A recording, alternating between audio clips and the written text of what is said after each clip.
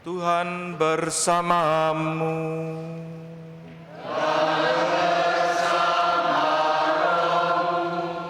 Inilah Injil suci menurut Matius.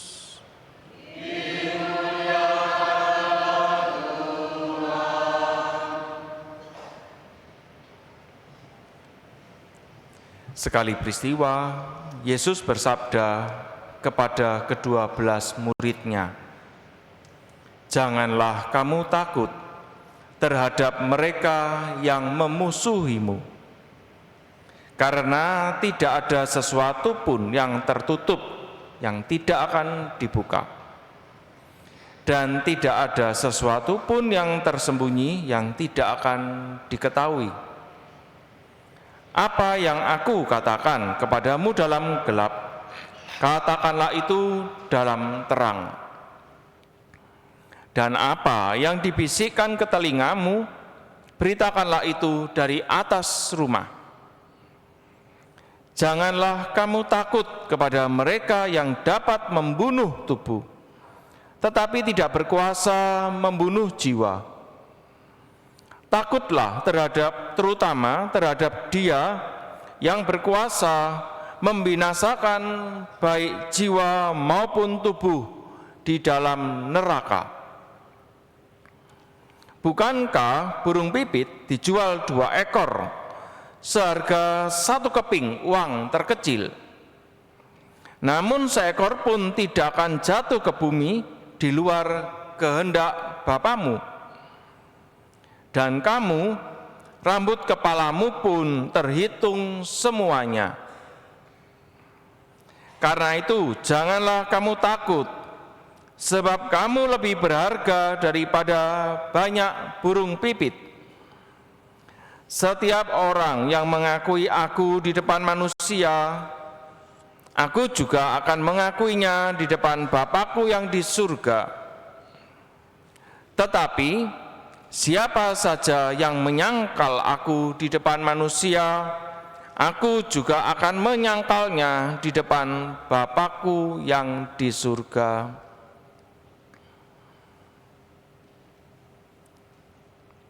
Demikianlah sabda Tuhan.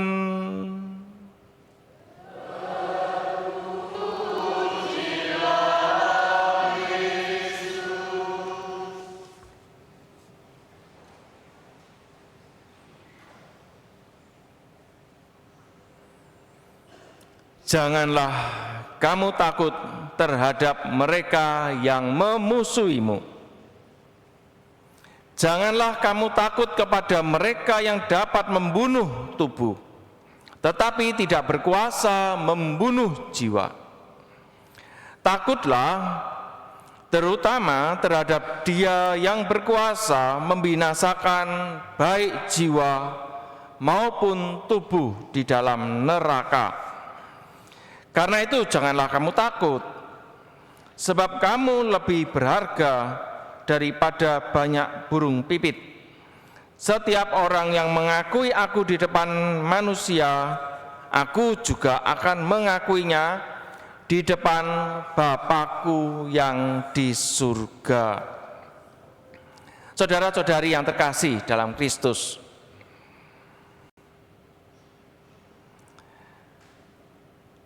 kita sebagai orang-orang Katolik yang tinggal di Indonesia, bagaimana sekarang? Apakah hidup kita itu mudah atau sulit? Yang bekerja di instansi misalnya, ya apa? Susah atau sulit jadi orang Katolik itu?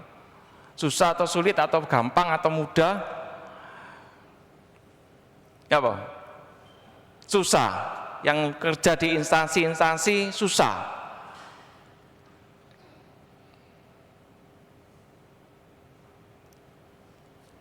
Kalau mau beribadah, gampang atau enggak di Indonesia ini kira-kira?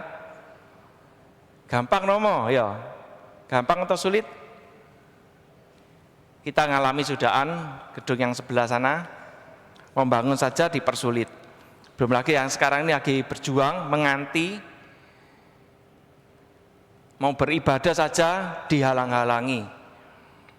yang bekerja di instansi, kalau mau pendaftaran menjadi menjadi apapun itu, mungkin di lembaga-lembaga, kuotanya dibatasi ya. Mungkin hanya dari 100% yang Katolik mungkin dikasih jatah mungkin berapa? 10% mungkin bisa jadi 5%, nggak tahu.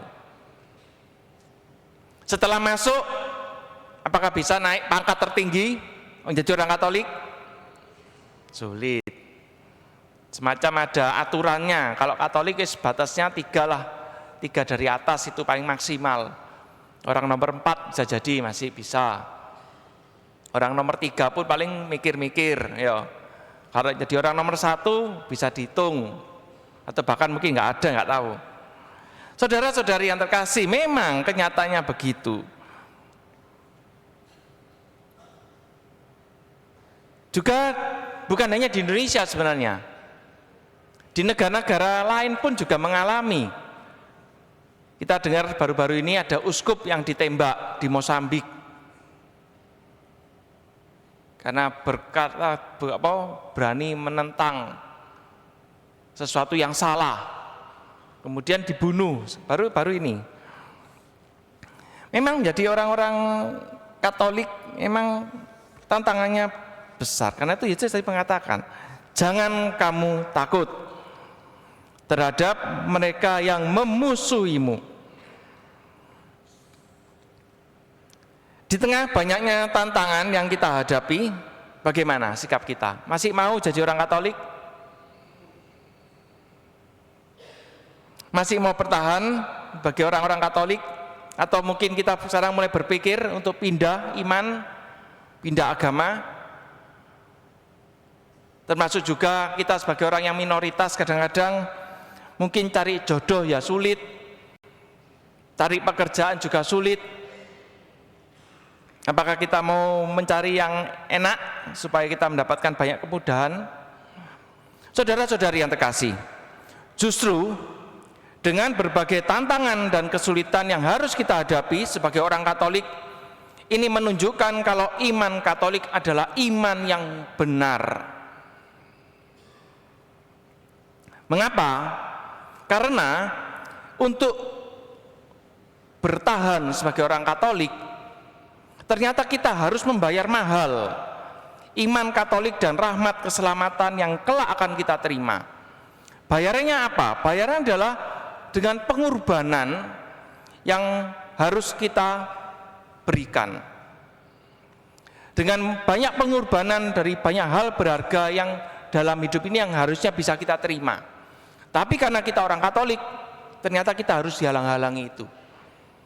Justru ini menunjukkan bahwa memang iman Katolik adalah iman yang mahal, bukan iman yang murahan. Kalau justru sebaliknya, kalau kita dengan menjadi atalang, kalau memang menjadi orang Katolik malah dipermudah, malah kita harus bertanya, benar nggak ya iman ini? Kalau memang harganya murah, justru kalau kita pindah agama di agama yang lain, justru malah banyak dapat kemudahan, justru harus dipertanyakan. Karena harganya murah sekali imannya. Justru sebaliknya dengan menjadi orang Katolik nyata harganya mahal. Wah, ini justru iman yang benar. Sama halnya dengan yang dialami oleh Yesus. Yesus bahkan sampai memberikan nyawanya. Untuk siapa? Untuk kita. Dia membayar mahal keselamatan kita semua. Dibayar dengan kematiannya. Karena itu sama halnya dengan iman kita. Kalau memang sulit, memang justru karena ini harganya mahal. Harganya itu sama dengan pengorbanan yang kita berikan selama kita masih hidup di dunia. Itu harganya iman kita. Justru iman kita malah menunjukkan bahwa kita benar. Kita tuh diserang dari berbagai banyak agama nyerang kita. Banyak pemerintahan menyerang orang-orang Katolik. Bahkan sampai setan pun menyerang kita. Ya toh, kalau lihat pelecehan-pelecehan yang dilakukan oleh satanisme katakanlah. Apa yang dilecehkan? Sakramen Maha Kudus. Mengapa kok tidak yang lain? Itu dipertanya. Kita renungkan coba. Bahkan sampai setan pun loh. Kalau mau menyerang Tuhan itu yang diserang Sakramen Maha Kudus. Justru itu menunjukkan bahwa ya memang benar. bahwa memang Tuhan ada di sini memang. Lalu kita bagaimana? Ada dua hal. Yang pertama saya renungkan, kalau dengan kita menghadapi tantangan, pertama adalah belajarlah seperti rumput. Bapak Ibu kalau di rumah kalau ada paving misalnya, ya apa rumput itu terlalu ada nggak rumput? Selalu ada. Walaupun dikasih rondap sekalipun di suatu waktu muncul lagi. Belajarlah seperti itu. Ditekan, diberi pasir, diberi tanah, diberi paving, tetap mau bertumbuh, tetap bisa bertumbuh. Itulah orang Katolik harusnya. Belajarlah seperti rumput, ditekan bagaimanapun harus tetap bertahan. Itu yang pertama. Yang kedua adalah belajarlah dari para atlet. Saya mengambil contoh spesifik orang yang katakanlah yang nge-gym misalnya. Orang kalau pengen ototnya berkembang bagaimana? Apakah dengan santai-santai saja? Tidak. Harus ngangkat beban, itu kan tekanan toh. Sama kalau tentara-tentara, kenapa kok kalau mau perjalanan misi, katakanlah ada tugas misi, apa yang dilakukan? Apakah tidur santai? Tidak. Harus latihan dari pagi sampai malam, harus fisiknya ditempa. Supaya apa? Supaya ototnya kuat. Sama halnya dengan tantangan yang kita hadapi sebagai orang Katolik. Itu adalah seperti latihan gym, anggap aja gitu. Kalau kita ditekan, anggap saja seperti latihan gym, supaya otot iman kita kuat. Justru malah sebaliknya, kita bisa merenungkan di negara-negara yang mayoritas, katakanlah. Kita ngambil contoh Filipina, Amerika Latin, Brasil, Argentina, Kolombia, dan macam-macam itu, kita mayoritas. Tapi kejahatannya bagaimana? Loh itu kita pertanyakan. Mungkin karena kita sudah sudah mayoritas, terlalu santai. Justru yang terjadi apa? Malah banyak kejahatan muncul. Banyak kartel, narkoba, perdagangan manusia, dan lain sebagainya. Karena apa? Karena lengah. Sama halnya kalau kita nggak hati-hati, mungkin tempat-tempat yang mayoritas Indonesia Timur, kalau kita nggak hati-hati juga akan banyak kejahatan. Justru malah bersyukur kita di sini. Justru karena banyak tekanan, akhirnya kita menghargai ya imanku berharga ya. Justru malah, ya kalau di negara-negara yang ditekan, justru malah imannya semakin hidup. Belajar dari situ dua hal ini, bisa kita renungkan. Saudara-saudari yang terkasih, karena itulah ketika kita menghadapi banyak tantangan dan kesulitan dalam hidup ini, terutama karena kita adalah orang-orang Katolik, Yesus minta kepada kita supaya jangan takut, jangan khawatir. Pengorbanan yang kita berikan untuk iman kita, untuk iman Katolik, untuk Tuhan, tidak pernah sia-sia. Tuhan pasti akan menghargai semua hal yang kita korbankan selama kita masih hidup di dunia ini, karena kita orang Katolik. Tuhan pasti akan memberikan harga yang tinggi juga kepada kita. Lalu bagaimana dengan hidup kita, Romo? Andai kata saya menghadapi banyak tantangan, percayalah sama Tuhan. Tuhan pasti akan cukupkan apapun yang kita butuhkan. Tuhan pasti akan tuntun hidup kita dan memberikan yang terbaik untuk hidup kita selama kita masih ada di dunia ini. Percayalah sama Tuhan. Karena itu mari kita bersama-sama berjuang untuk setia sebagai orang-orang Katolik. Ketika kita menghadapi tantangan, jangan pernah kalah. Anggap dua hal tadi, belajar dari rumput. Yang kedua, anggap itu seperti latihan nge-gym, supaya iman kita juga semakin kuat, dan bertahanlah sampai akhir hidup. Mari sekarang kita bangkit berdiri, kita